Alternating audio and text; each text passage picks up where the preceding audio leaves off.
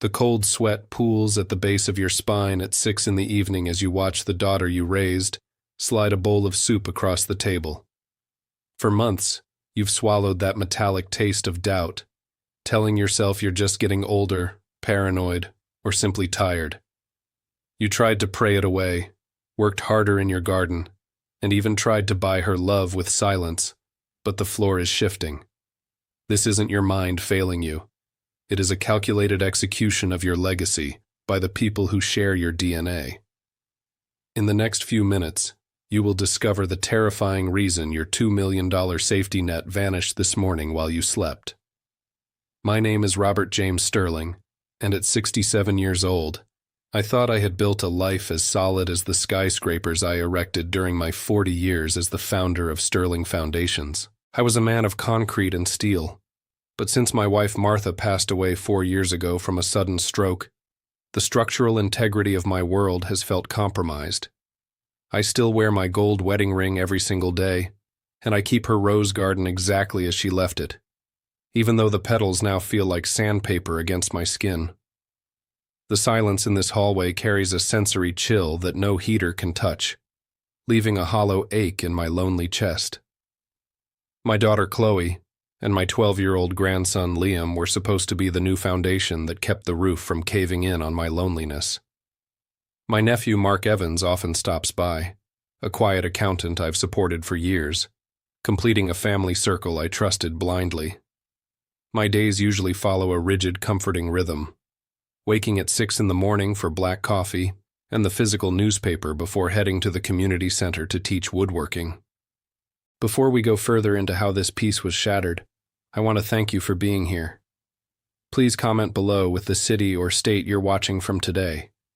Note that while based on real financial exploitation cases, names and certain elements are fictionalized. On the morning of May 14, 2026, after that unsettling phone alert, I tried to convince my heart that Mark was simply mistaken about the policy. I retreated to my workshop, where the scent of cedar usually acts as a sedative, but my hands remained uncharacteristically unsteady. While searching through the recycling bin for a discarded blueprint of a birdhouse I'd sketched for Liam, I spotted a splash of color. It was a "Get Well Soon" card Chloe brought over 2 days ago, now crumpled inside an empty cereal box. As I smoothed the cardstock, a charred scrap of paper fell out, bearing a fragment of a Golden Shield logo I recognized with a sudden, sharp chill.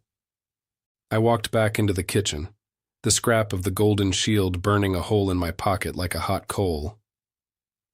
On the counter sat the white Ramekin Chloe filled with what she called my essential vitality vitamins. I reached into the cabinet for my original prescription bottle, one I hadn't touched in weeks.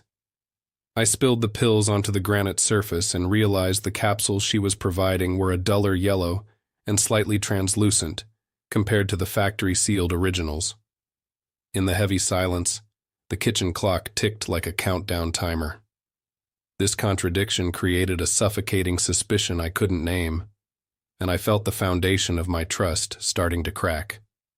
I spent 40 years ensuring every skyscraper I built sat on a bedrock of absolute truth, so I knew how to look for the first sign of a shift.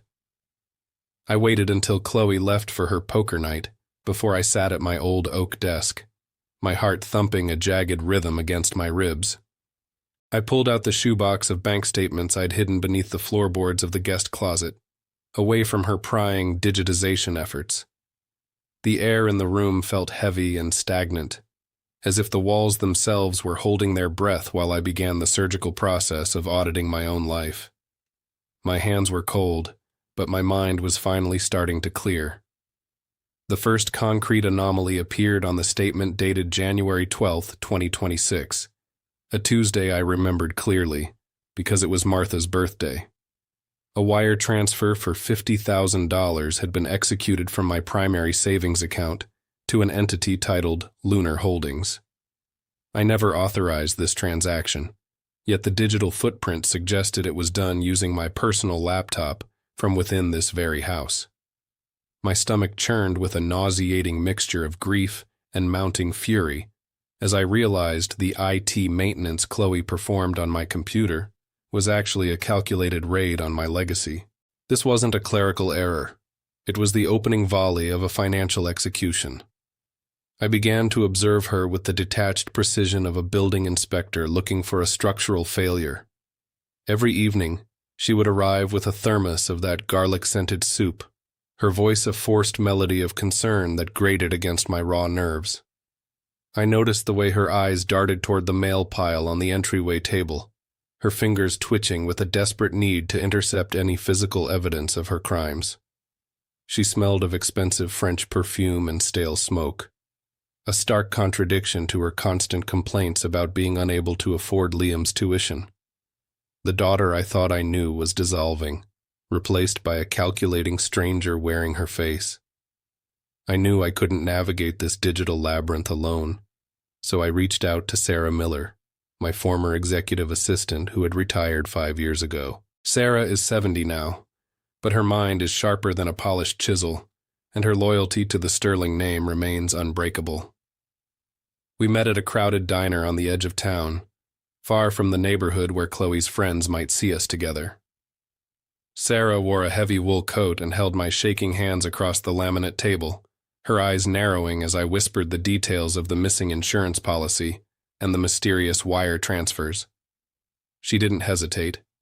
She simply opened her laptop and began. Sarah navigated through layers of encrypted folders and redirected portals with a speed that left me breathless. She managed to pull a digital copy of the insurance cancellation form that the agent, Mark, had mentioned during our brief, terrifying phone call. As the document materialized on the glowing screen, I felt the oxygen leave my lungs, leaving me gasping in the booth.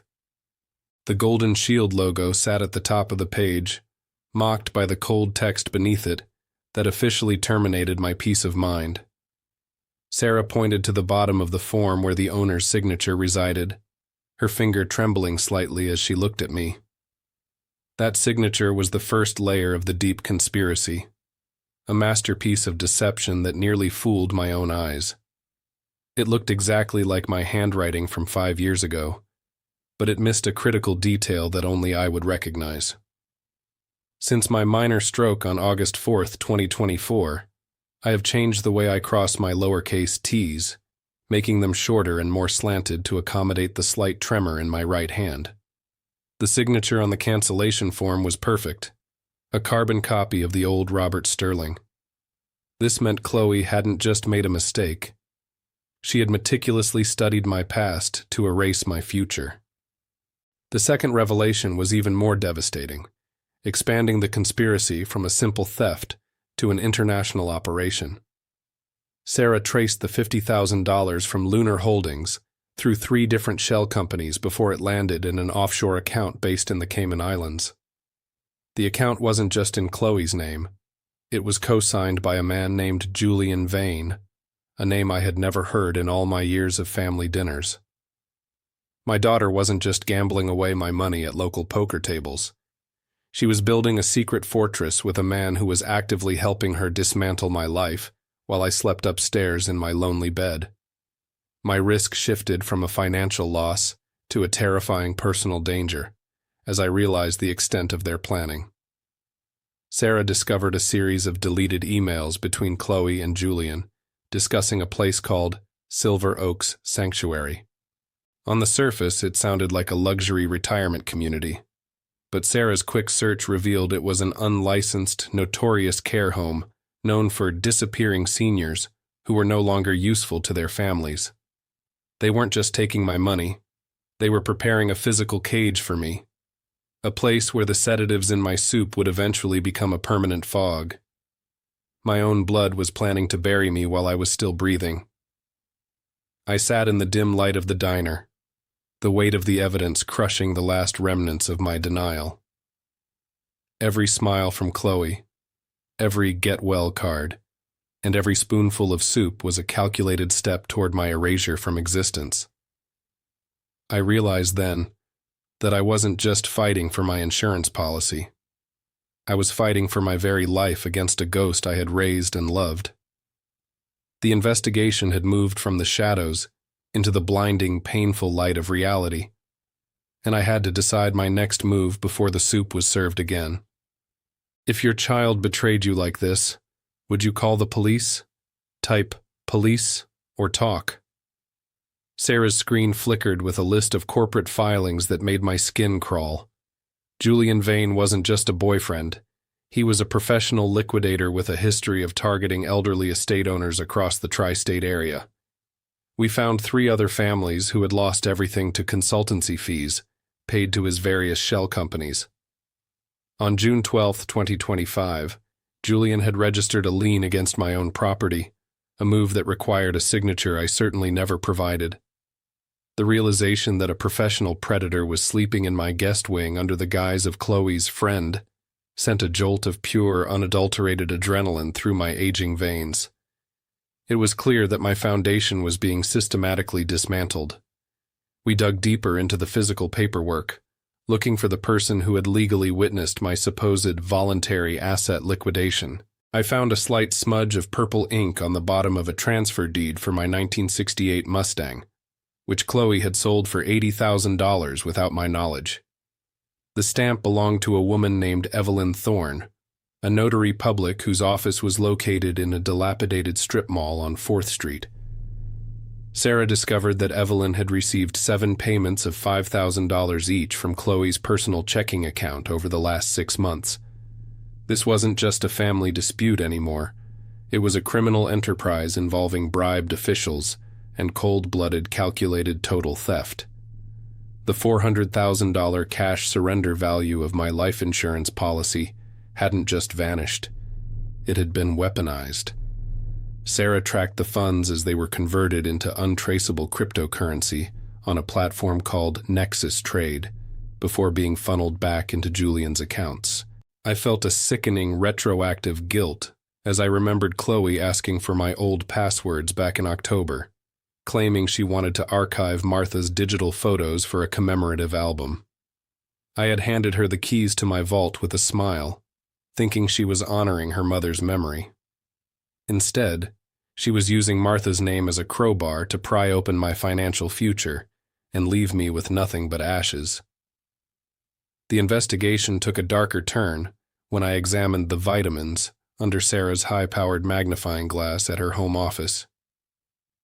We compared the yellow capsules Chloe gave me with a pharmaceutical database and identified them as a low-grade sedative typically prescribed for severe agitation in dementia patients.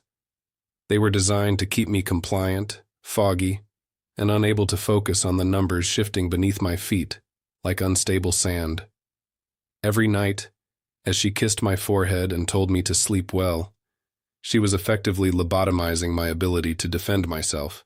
The betrayal wasn't just in the ledgers, it was inside my very bloodstream, poisoning my reality and my internal strength.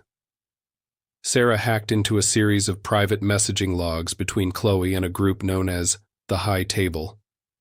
My daughter wasn't just a casual gambler. She was drowning in a $300,000 debt from illegal high-stakes poker games held in the basement of the Sapphire Lounge. The messages from the loan sharks were brutal, threatening to visit her family if the payments didn't arrive by the end of the month. I realized Chloe wasn't just acting out of greed. She was acting out of a desperate, cornered terror.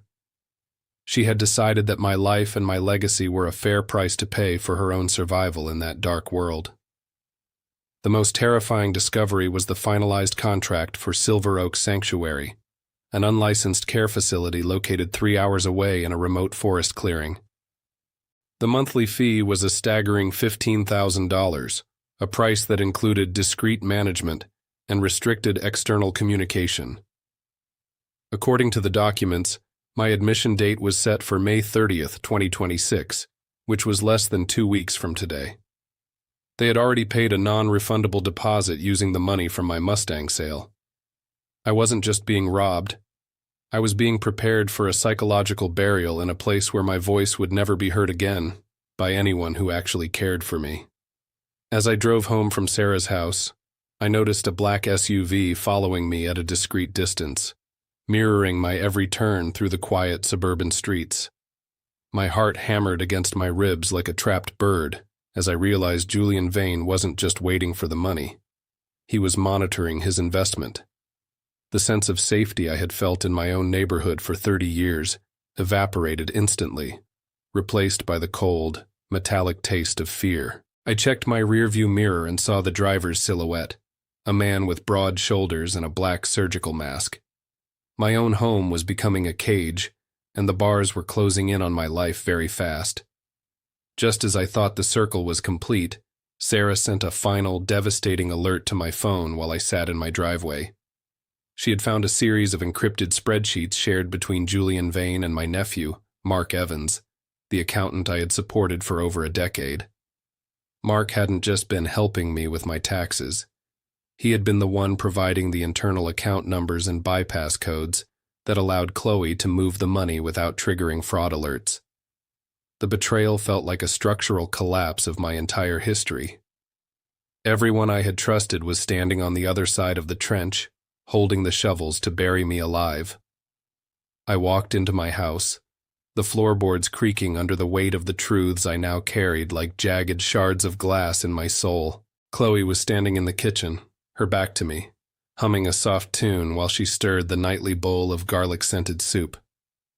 I saw the white ramekin waiting on the counter, the dull yellow sedatives gleaming under the fluorescent light like a predator's eyes.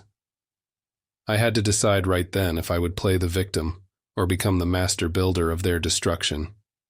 Warning, what I discovered next is deeply disturbing. If you feel you cannot handle this level of betrayal, please exit now, or prepare yourself. I sat in the darkness of the master bedroom, the floorboards cold beneath my bare feet. My fingers trembled as I pried open the false bottom of Martha's old jewelry box, expecting to find more stolen bank statements. Instead, my hand brushed against a clinical white envelope from Gene Trace Laboratories, dated February 12, 2026. The seal was broken, the edges frayed as if someone had read it 100 times. My breath caught in my throat, a sharp metallic tang filling my mouth as I pulled out the single sheet of paper. This wasn't a bill or a cancellation notice. It was a map to a life I never truly lived.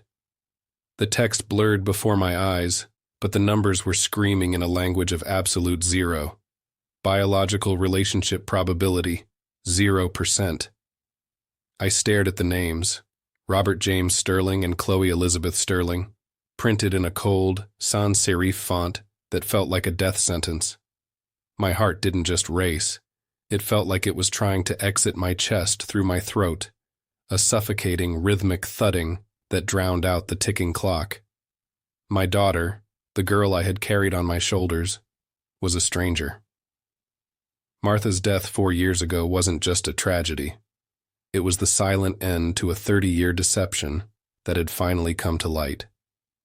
Every memory shifted, the structural integrity of my history collapsing into a pile of jagged debris. I remembered being away on that massive hotel job in Chicago when she was born, arriving 3 days late to find Martha looking at me with a strange, haunting guilt I had mistaken for exhaustion.